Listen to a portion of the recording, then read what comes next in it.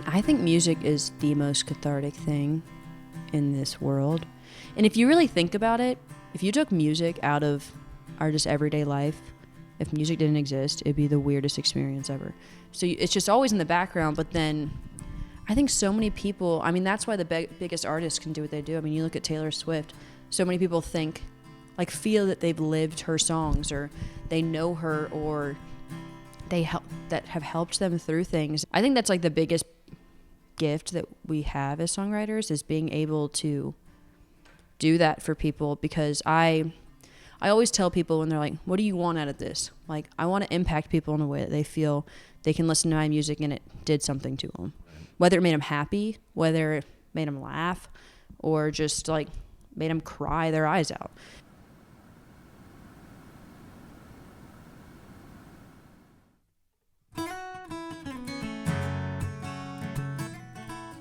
Welcome to Curious Goldfish, a podcast community where music and curiosity come together through interesting conversations with the music makers of our world. I'm your host, Jason English. You can find Curious Goldfish on all the major podcast and social media platforms. And of course, we have all of our content on our website, curiousgoldfish.com.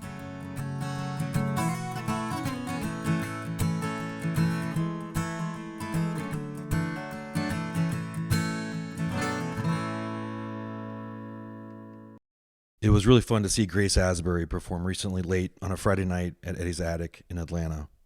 The 25-year-old Atlanta native and current Nashville resident showcased her entire arsenal of talent, from her sweeping, emotional vocals to her clever, creative songwriting, with a lot of personality and charm in between. But what struck me most about that night, and from the conversation I had with her for this episode, was her sentiment and authenticity. On one hand, she's putting herself out there, trying to be seen and heard by whomever will give her 3.5 minutes. You can see the ambition and commitment in her eyes. She wants it, whatever it is. But there's more to her than just being an ambitious singer. The sentiment and authenticity was really embodied by her storytelling and the stories I heard before the show, waiting for the doors to open, from friends and acquaintances who remember watching Grace perform when she was in middle school. You can tell they want her dreams to come true as much as she does. Maybe because of her talent, maybe because of how tight-knit her family is, or maybe because of the nightmare they collectively experienced 4 years ago with the passing of one of her older brothers, Sam. She talks about that experience and sings us a song she penned shortly after the tragedy, which is both inspirational and heartbreaking. But beyond her voice, beyond her catchy lyrics, it's going to be the authenticity Grace has in her core that will help her achieve what she and her close network so desperately want for her. Will she make it? You never know in Nashville. But with her talent, with her support system, and with that authenticity, my bet is she does. I hope you feel the same after listening to our conversation. Here's Grace Asbury. Let's dive in. Hi, Grace. Nice to meet you. Nice to meet you as well. Thanks for having me. Well, thanks for your time. Of course. So you're in Atlanta for the weekend. Anything going on this weekend in Atlanta? I have a show tomorrow at Eddie's Attic at 9:15 p.m. and it's going to be fun. It's kind of, I haven't had a show in a minute. I have a lot of new stuff, and I'm excited to get to share that with people. It's going to be fun. All right. Well, Eddie's Attic is legendary. What kind of set do you have planned? So it's very much, I have a little bit of my old stuff sprinkled in there, but since being in Nashville, I've had so many co-writes. So it's just kind of, and we're in like this rebranding phase of my career. So it's this whole kind of new vibe that I'm bringing to the table. So it's just a lot of like, you know what, here's the new stuff. Here's me. It's a lot of these songs you might be hearing in the next few years. So I'm really excited about it. It's going to be a very acoustic listening room vibe, and we're going to have a good time. And I have a couple covers thrown in there, so people are going to know the words, but don't go there thinking you're going to know my songs. Right. Well, that's kind of the point, is to get to know singer-songwriters, right? Yeah. Have you played at Eddie's before? I have. I've played 2 times before. One was with a full band, really fun, great energy. And then the second was just kind of a broken down drummer and guitar player. Not fully acoustic, but like kind of acoustic. So that was really fun. And then that was the show I realized, like, you know what, it's more fun to play in this room with a very stripped down vibe. Yeah, I get that. So you grew up in Atlanta. I think you've played Eddie's before, like you just said, and I think you played Buckhead Theater. I have. So what are the top 2 venues you want to play in the next 5 years here in Atlanta? In Atlanta? Yeah. Oh my gosh. That's a great question. I mean, there's Tabernacle. I know. There's the Roxy. The Roxy is one I would think that would be really cool. I would love to even play, I mean, this is ambitious, but like, it'd be amazing if I got to like State Farm and stuff like that. Just growing up, those are giant stadiums and arenas. Just being from Atlanta would be, I've gone to so many sports and things and concerts. I'm like, that'd be amazing if I was in there. But yeah. No, that's good. How long have you lived in Nashville? I moved last June. Okay. So pretty fresh. Not even a year in yet, but it's been a whirlwind since I've been there. Yeah. And you went to UGA. Yes. Yeah. You grew up here. You went to UGA. How old are you now? I'm 25. So you're 25. Yeah. All right. So 25, I'm assuming single in Nashville. I'm not single. You're not single? No, I'm not. All right. I moved with my boyfriend, Okay. actually. There you go. Who's also my drummer. So we're okay. very tied in. But the collaboration's very good. it is. It's he wasn't my drummer when we started, or he wasn't my boyfriend when we started playing together, and then we just kind of hit it off, and we both made that leap together to go there. And it's really nice because it's a big move, and it's kind of amazing to have a support system there. So it's been almost a godsend to have him there. So describe to the audience life in Nashville in your mid-20s, trying to sort of make it in the music industry. I mean, is it exhilarating? Is it exhausting? Is it everything in between? I would say at first it's a little like nerve-wracking. I'm a very outgoing person, and so it's fun to be there and meet people. It's an extremely different vibe, I guess, than I've ever been used to, because I felt like in Atlanta I was kind of in no man's land. I was kind of doing country music on my own, and I'm a really competitive person. So being in Nashville has kind of like upped my game a little bit. Like I have to prove myself. I want to be here, and it's been really, really fun. But there's times where, you know, my first couple of co-writes, I would walk out and be like, was that really all? Am I good at this? Like, was that stupid? Because people write so differently, and I never really co-written with anybody, and I didn't know how they were taking me as an artist or as a writer. And I was like, but then they asked if they wanted to do it again, and I was like, okay, so they must want me back and they must like me. But it is a little like messes with your head a little bit, and you have to just kind of fight through it and just be like, because I think that's how it like weeds people out. Like you either get the mentality of I deserve to be here and I'm going to prove it, or you just get kind of scared and pushed out. So how does that work to meet this when you're co-writing with somebody? How do you meet the other co-writers? How does that all come together? So I do have a manager who's put me in some rooms with like a little bit bigger songwriters, which is very nerve-wracking. And then others are just organic, going to rounds throughout, because there's like rounds all week at different bars in Nashville, and you just go and they'll have like every hour is like 4 different writers, and they play their songs. And I've done a couple of those since I've been in Nashville. And you just kind of, if you hear somebody that you're like, oh, I feel like we'd write well together, or I like what they do, you just go up and, hey, my name's Grace. Like, I'm in town. I'm a country singer. And then they're like, don't want to, or they're like, oh yeah, here's my numbers. Well, you mentioned confidence earlier. You've got to have confidence to put yourself in that situation. Yeah. Right. So that says a lot. Yeah. I mean, that's half the battle, I think. Not just probably with songwriting and music, but also in business or dating or whatever. It's like you kind of have to fake it a little bit, and probably extend yourself and be like, I have to think better or think more about myself than I probably am to put in a situation where you can probably have that opportunity. Yeah. Is that what you find? I definitely, it's like kind of staring fear straight in the face, because my dad is like Mr. Salesman. So he is like no fear when it comes to just walking up to people. And I wish I had a little bit more of that, and he's really like trying to ignite me. I have part of it, but that's one of the biggest things in Nashville that I've had to just like push that wall down, like break it down. Because it's like, you have to be totally okay walking up to people and then being, I don't want to write with you, or I don't. And because a lot of times they're like, oh yeah, let's do it. But it's like, if you just never ask people or try, you're never going to make those like connections and make your name known throughout the town. Like even just walking up to the people that run the rounds, that can be a little nerve-wracking of being like, hi, I would love to be a part of this. Like a lot of people are like, no, I don't want to do that. And I was kind of like, I don't want it to be weird. And then I finally was like, okay, like I'm just going to go say hello and say I would love to be a part of it. And it's worked. And like, but it's just having the confidence to be able to go talk to people. That's a huge thing.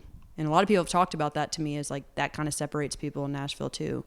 Like if you're afraid to be like forward and go talk to people. And I was like, that's a good point. Well, what's funny is some of the artists I've talked to as part of this podcast, I'm kind of shocked at how insecure they are and how there's not a lot of confidence. Yeah. And and so it's a great point, because you could be so talented in songwriting and on an instrument, but there's sort of the intangibles that you probably need to kind of navigate and make it, right? I think that's like almost the curse of being an artist, is like the creative side really overtakes. And if you think about writers and stuff, we pull so much from whether they be our insecurities or just personal life or what's happened to us.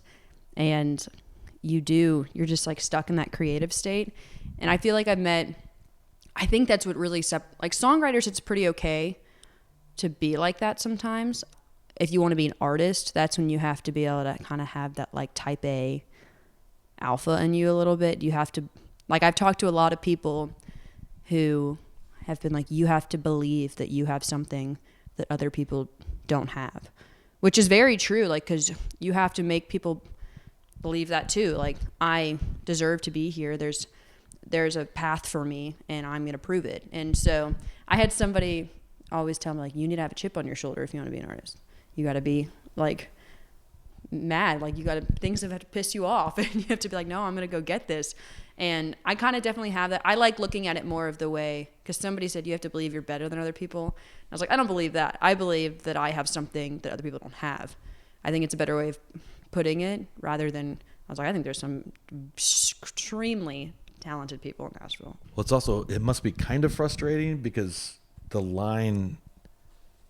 it's a thin line between quote unquote making it and then whatever not making it means. I mean, sometimes someone's happy of just like being a local person that does gigs just at the local bar or tavern. But, because it must be frustrating, because there's a lot of people that have quote unquote made it.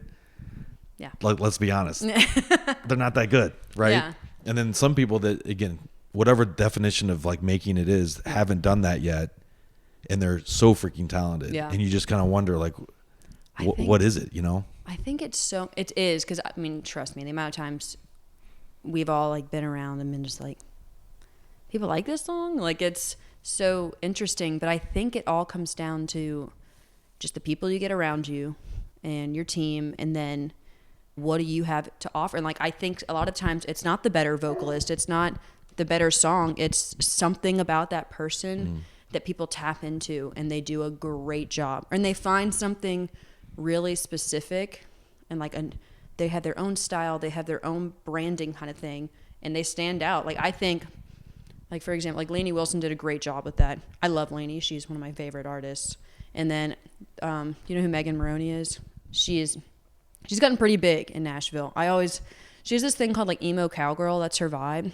She, I think, sings like kind of sadder country songs, but I respect the hell out of her and her team, because they've done a great job, like pushing her and marketing her in a way like nobody looks like her in country music, and she's done a great job at that.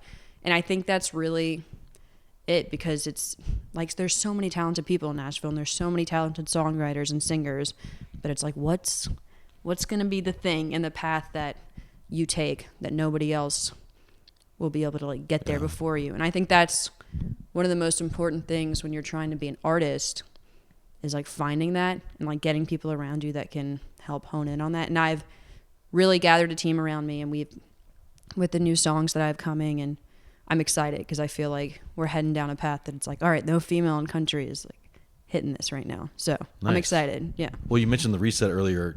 Tell us more about what that actually entails. So I did have like 3 singles, like 2019 to 2021-ish, I would say, like all through COVID times. And then we had an album follow, and that was awesome. And it was a great experience. The album was kind of all over the place, in my opinion, just because I was younger and I was just writing like a bunch of songs, and I didn't really have like an idea of what my path was. And when I started to get a band around me, I did. But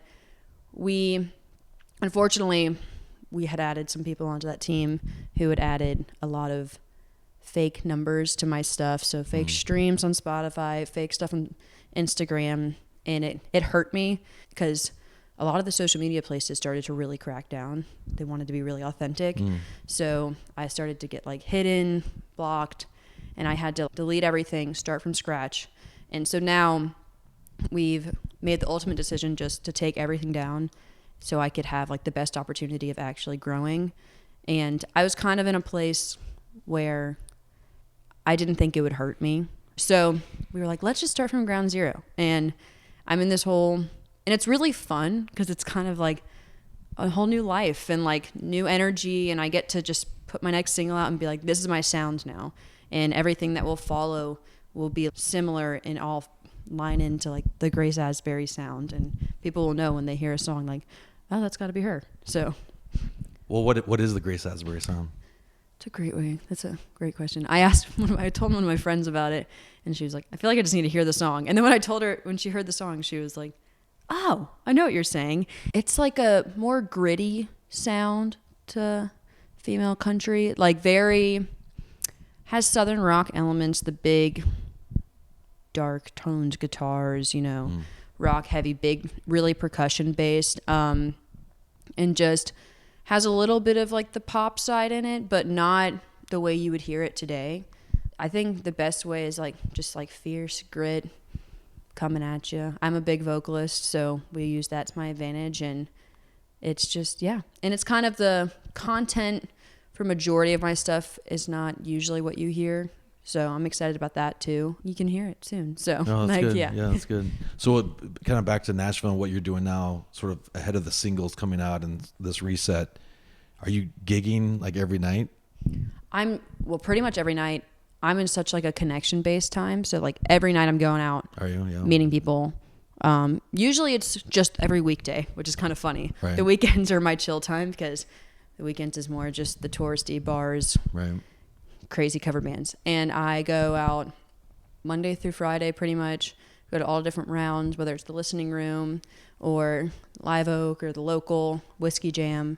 I just want my face to be seen, try to talk to people, meet people, and it's just getting your face and your name out there. And the more they see me, I have a very specific look every time I go out, so I've started to be like, people be like, I feel like I've seen you before. I'm like, yep, I've been here. I've always had my cowboy hat on. Okay. That's my go-to, and it's just, that's the vibe. That's what I do. And I've been playing, which is my biggest thing right now, is getting in those songwriting rounds. And I've done about 5 or 6 of them now. So just being out there and having my name out there. So, and I think the goal is to get more gigs this year, more like paid gigs and stuff like that. But right now it's just kind of like being in the scene. My dad likes to say, go where the target market is.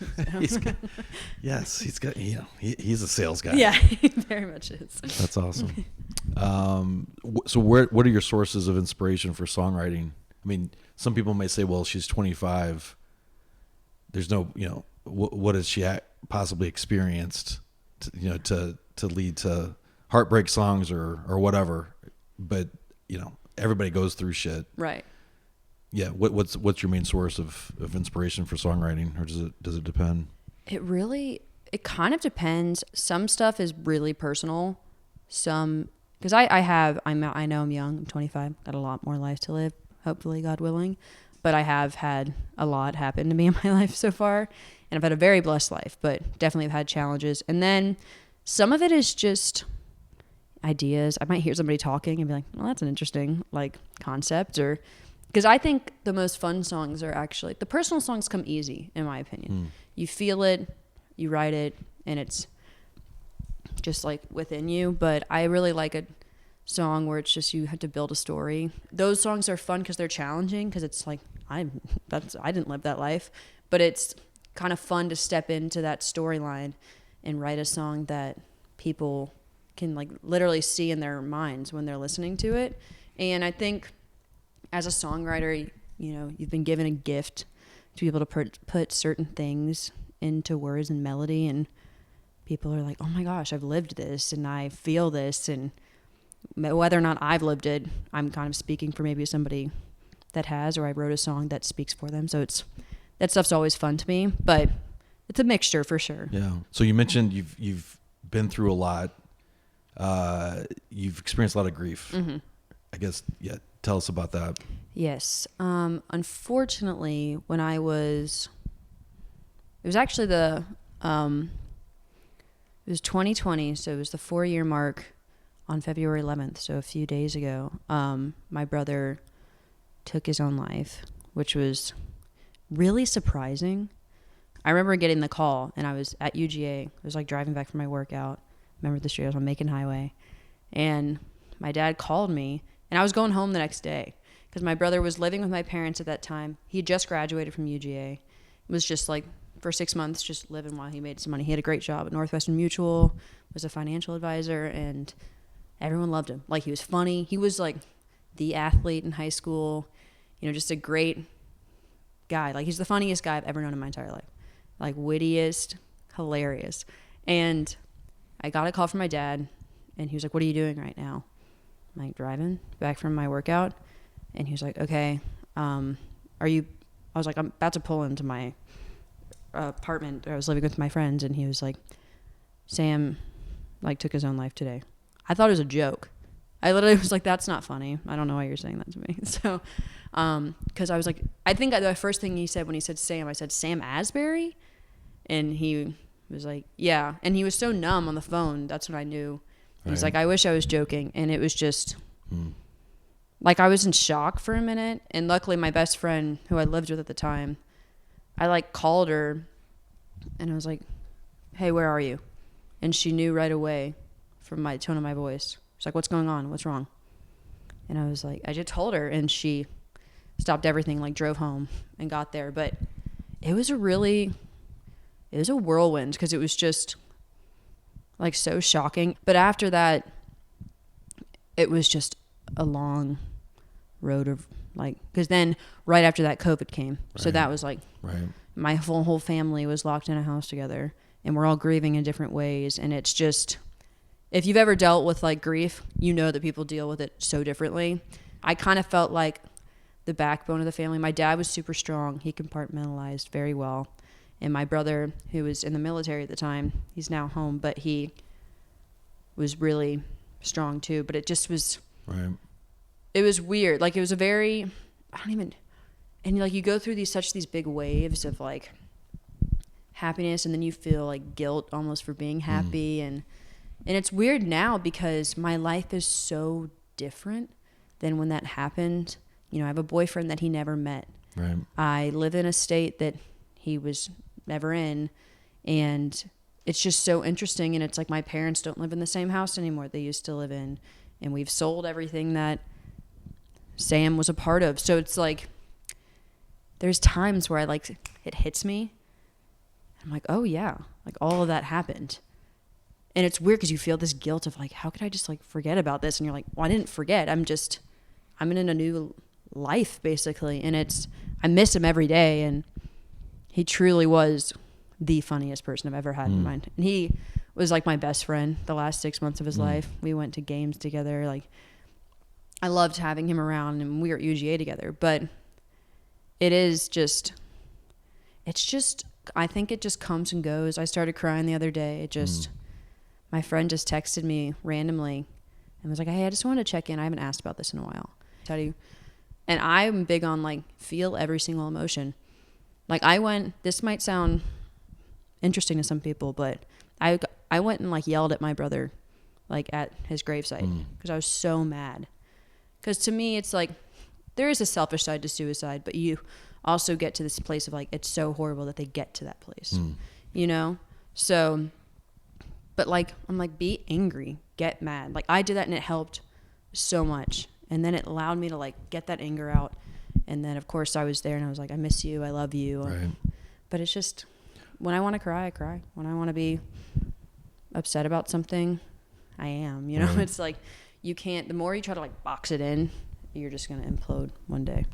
So the age difference with you and your brothers, you guys are all pretty close. We're all a year and a half. Yeah. So So I have a daughter and 2 sons. She's the oldest, but they were all a year and a half to 2 years apart. Mm-hmm. So really, really tight.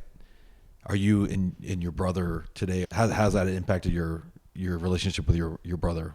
We were all like always pretty close. We kind of went through the waves of like, you know, the siblings. Right. I was the one they targeted, and then totally. it turned into we targeted Sam, and then Sam and I targeted Ben. So it was like that. But as we got older and older, we all just like grew up a little bit.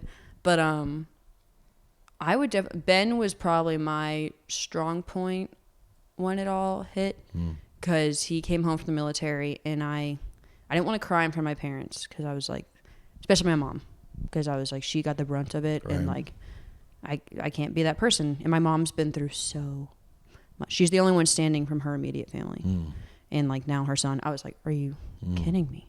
So I didn't want to cry, I didn't want to be upset. But when Ben came home and we picked him up at the airport, I just like fell into his arms and started crying. And he was really strong, and he's very much of that like military kind of mindset. He cried.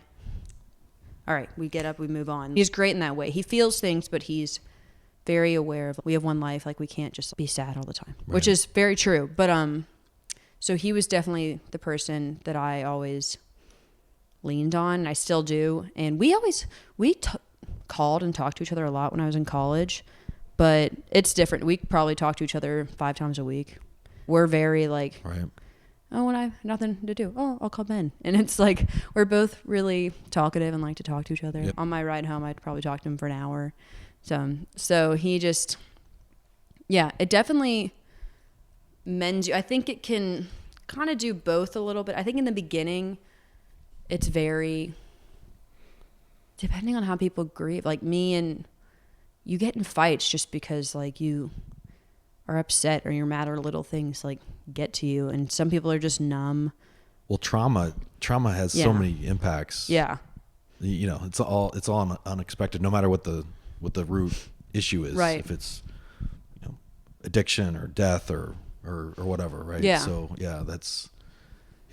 I can't imagine what you guys went through on that. How has that affected you in the last few years, leaving UGA, starting this career in music?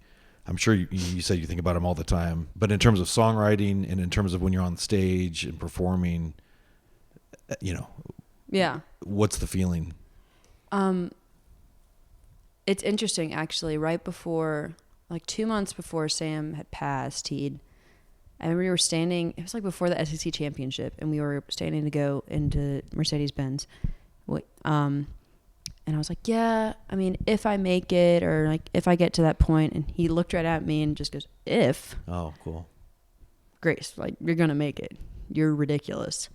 And like, I hold that with me, because it's just, I always, whenever I start to doubt myself, I'm like, no, and Sam's up there now, and he's like my angel, and he's got my back, and just keep your head down and work hard. And so whenever I get on stages, and like the bigger they tend to get, or like the moments I get, I'm always like, have a little like thank you up there, or just like, I know he's looking out for me, he's watching. It's just, I know one day when I get to a point that I wanted to get to, there's going to be like a moment that I'm like, I did it. And like, we did it. And it's just, it's really, it's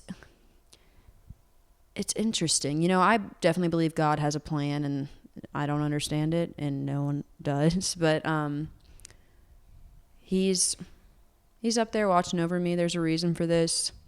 I'll see him again someday, but I know when I get on a stage, he's watching over me, and he's with me every step of the way. So it's just that feeling that I know I have my greatest angel up there, who has my back, and hopefully he's putting a good word in for me. But well, you've mentioned a couple of times his humor and how funny he is. What's an example of that? Oh, I mean, it's stuff that like, he was like obviously funny to everybody, but I'm trying to think, he was somebody who was like so improper and would say stuff that like I probably can't say, but like he would just do stuff that like if you knew him, he was just ridiculous. Like he would, like we were in Italy for some reason, you know how they say arrivederci, like that's their like, is that hello or goodbye? I don't remember. But for some reason, he would always just keep going, arrivederci, arrivederci me. And then you're just looking at him like, what does that even mean? Like, what is that? But you're just like staring at him like, okay. We all just, if you like knew him, you'd be dying laughing. That's hilarious. And he would always take little lines from songs and like add them into like just a conversation. And you'd be like, gosh, what's happening? Like, it's like little rap songs, and just, he was really funny, and he was an asshole. Like, like he could be so mean, but it just was like just a brother. Right. But he was so amazing in the way, like, if I was upset, he was the only person that could like cheer me up. And in the funniest way, he would just be like, he used to always make fun of my voice too, for some reason. He'd act like I was way more country than I am. I would say something and he would be like, he would say something and then he would mimic me in a really country accent. And I go, I don't talk like that. And he go, I don't talk like that. And I was just like, and then he'd always make this face of just like, and like look at me, and it was just like, but it was like he could get under your skin, but he knew how to cheer you up. And one day I was having like a bad day, and he ran up behind me and picked me up, and he's like, gotta take out the trash, and tried to like throw me in a trash can. But it made me laugh. Yeah. He was such a light, and it's just sad to think that he didn't see that. Right. But well, thanks for sharing. Yeah, for sure. I really appreciate that. So in terms of dealing with grief, and then the underlying things around mental health, how important is music, do you think, not just to you as an artist and a songwriter, but music in general, whether, you play, you listen, how can music sort of help people through those times? I mean, I think music is the most cathartic thing in this world. And if you really think about it, somebody said this to me before, but if you took music out of our just everyday life, if music didn't exist, it'd be the weirdest experience ever. Like every TV show, every movie, you're on an elevator, you're at a sports game, you're just in your car. Like, it's just, if you took music out of stuff, it'd feel so weird. So it's just always in the background. But then I think so many people, I mean, that's why the biggest artists can do what they do. I mean, you look at Taylor Swift, so many people feel that they've lived her songs, or they know her, or that have helped them through things. And I think that's like the biggest gift that we have as songwriters, is being able to do that for people. Because I always tell people when they're like, what do you want out of this? Like, I want to impact people in a way that they feel they can listen to my music and it did something to them. Whether it made them happy, whether it made them laugh, or just like made them cry their eyes out. I think it's just such a powerful thing, and some people don't realize it, but I'm really lucky that I can write and put, like, within Sam, after he passed, within 2 weeks, I wrote a song for him. And it was super, super cathartic, and I was able to get my feelings out and put them down on paper. But it's nice. There's people that have listened to that song before, and like it helped them, and it got them to a place where they were like, that like did so much for me. And like, I just lost my cousin, and she, like, this song helped me through that. And it's just, I think that's what, like, we have the power to do, and that's what music does. And that's one thing I always like to remember is like, I'm not in this to just like be in the spotlight. Like, I'm in this to impact people, and I believe God put me here for a reason, and this is my way that I get to make an impact on people's lives in that way. So no, that's amazing. Yeah, good for you. Well, I think, obviously Sam, his passing is awful by itself, but when you, like you said, when you couple that with COVID, and then everything around that, and you look back at that time, and you just don't know what people are going through, and we all have our ghosts, whether they're personal ghosts, family ghosts. And can you imagine going through COVID without music, or the situation that your family had to endure, and whatever else people are doing? It's just it's crazy that just the, like you said, it's cathartic and it's therapeutic and all the things. And I think, like, back to songwriting, you said you have your songs that you can sort of put on paper to help you kind of process things. Do you think anybody can be a songwriter? I think journaling I think it's a special gift to be able to put things into melody and build a song. But I think anybody can put their words on paper and it can be cathartic. Yeah. Because I have friends. I mean, I have one best friend. She can never write a song, but she can journal like nobody else. Because I definitely wouldn't say, I mean, that's not fair. Anyone could write a song. It just might not be your calling. But, but I think journaling is like one of the most powerful things you can do. And just like, even just like writing down, I'm really big every morning and just writing 3 things I'm grateful for. Can you share what you're grateful for today? What am I grateful for today? What did I say this morning? I'm grateful. I had like cute ones. I was grateful for my dog because I love being able to wake up to such a happy face every morning. It's like, I'm so blessed to wake up and I have this dog who's like so excited to see me every morning. And that was my first thing. The second thing was my dad. He is my number one supporter, my number one fan. We can butt heads. We're very similar, but I know at the end of the day, he wants nothing but the best for me, and he truly is my number one fan. And the third thing was my mom. She will pick up the phone anytime I call her. I call her when I'm bored, and she is always my first call in the morning, no matter what. Hey, Mom, what you doing? It can be a 2-minute call, but she's always my first call. So those are my 3 things this morning. I always have a different one every morning, but my dog was really excited to see me this morning. And I was like, you know what? That was fun. Like, he was running around the house and sprinting, and I was like, just in a happy, good mood because of that. So, which I think we take for granted sometimes, how amazing animals are in our life. Because I grew up riding horses too. And that was also a very like cathartic thing, just to be able to like get on an animal and have a bond. And it's just very amazing. But I think it's good to reset your mind each morning and just be like, what am I grateful for today? Yeah. Well, how fortunate are you? Because I've heard and I know a lot of people that female growing up, the whole daughter-father relationship was either not there or was just completely dysfunctional. Yeah. You know how fortunate you are to have a dad that's your number one champion. Yeah. I mean, I can't imagine. You know, I'm extremely blessed to have not only a dad, but like a family that's so supportive. But my dad is truly like invested to the point where sometimes you want to just like grab him and shake him and tell me to leave him alone. But it is amazing. And he would do anything for me. I know I always come back to it whenever we get in fights or arguments or I'm frustrated about his thoughts about my music or something. I always come back to like, you know, all he wants for me. He almost wants me to succeed more than I do. He doesn't, but he's right there with me. So it's just, I always come back to that. Like he looking out for me, wants the best for me. Yeah. So. You could do a lot worse. Yeah. Trust me. So yeah, that's awesome. So just real quick, the rest of the year, you mentioned the reset. I think you said before we started talking, a single will be coming out every couple months. Is that what people can expect for the rest of this year? So not my first single, but my first single for this year comes out next Wednesday, February 21st. Honest Man is the title. Very excited about that song.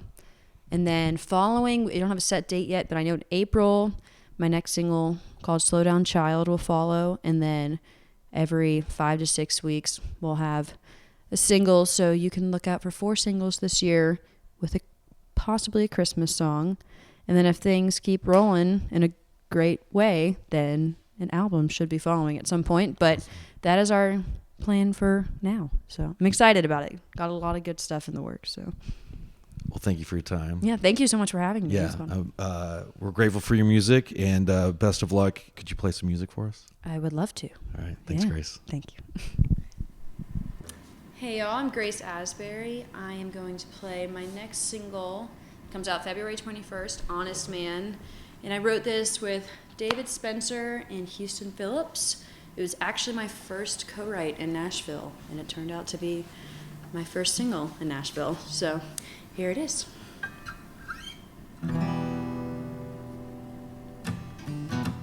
If I'm being honest, babe, we were one wedding vow away from forever in a little white church till I found out you were sitting at the bar when you say you're home, just getting in your car but you're all alone, and now the truth is I can't do this no more. I don't want your roses, you can let them die. I don't want your diamonds, they ain't worth a dime. Save that truck in your shotgun seat for somebody that ain't me. 'Cause how am I supposed to love someone that I just can't trust? All I really wanted was a guy who can be an honest man. If I'm being honest man, the limelight next to me, sleeping in sheets of secrecy. Her perfume's on my pillow. Guess it's time I go, 'cause I don't want your roses, you can let it die. I don't want your diamonds, they ain't worth a dime. Save that truck in your shotgun seat for somebody that ain't me. How am I supposed to love someone that I just can't trust? All I really wanted was a guy who can be an honest man. If I'm being honest man.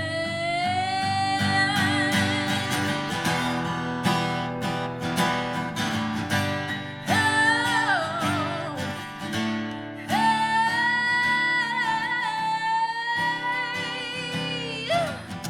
You're sitting in the bar when you say you're home. She's getting in your car, but you're all alone. Now the truth is I can't do this no more. I don't want your roses, you can let them die. Don't want your diamonds, ain't worth a dime. Save that truck in your shotgun seat for somebody that ain't me. How am I supposed to love someone that I just can't trust? All I really wanted was a guy who can be an honest man. If I'm being honest man. This is the song I wrote 2 weeks after my brother had passed. And it's called Greatest Angel. There'll never be anybody like you, 'cause you could change the whole mood of any room you walked into. No, there'll never be someone with your effects, 'cause people either want to be you or they want to be your friend. And I'm forever blessed that I had 21 years with a brother who knew how to keep me grinning ear to ear. And there'll never be someone who can get under my skin like you did. I'm gonna miss it, but I'd do anything to have you back. Oh, I'd give everything for just one more laugh. But I know you're basking in God's glory, waiting up there for me. But we both know I got dreams to chase, and now I have the greatest angel watching over me today.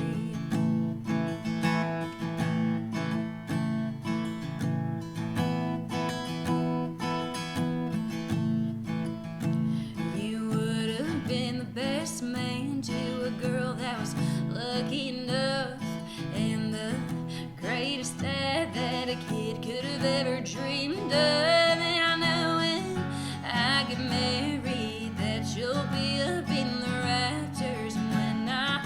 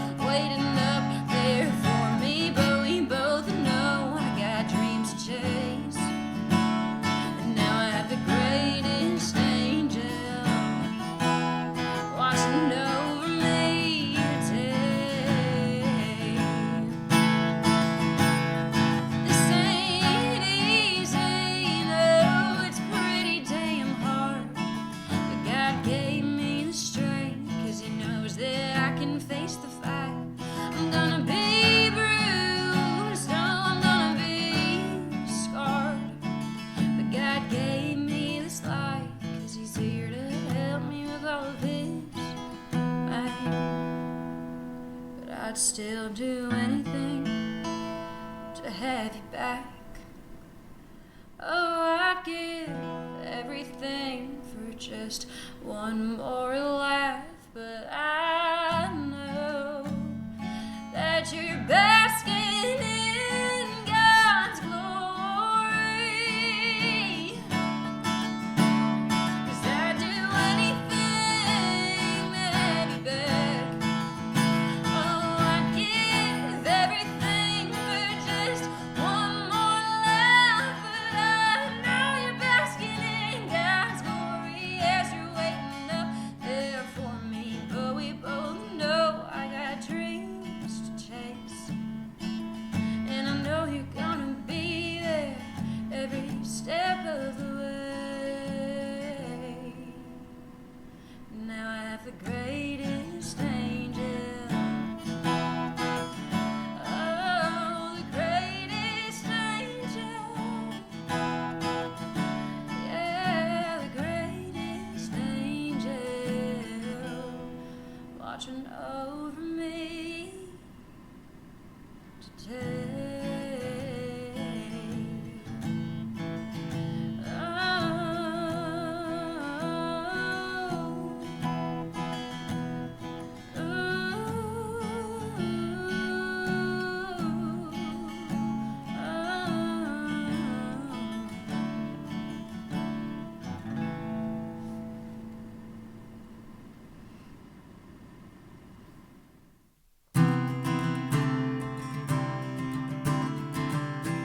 Thanks so much for joining us for another episode of Curious Goldfish.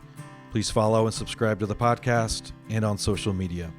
Also, tell your music-loving friends about us too. Until next time, stay curious.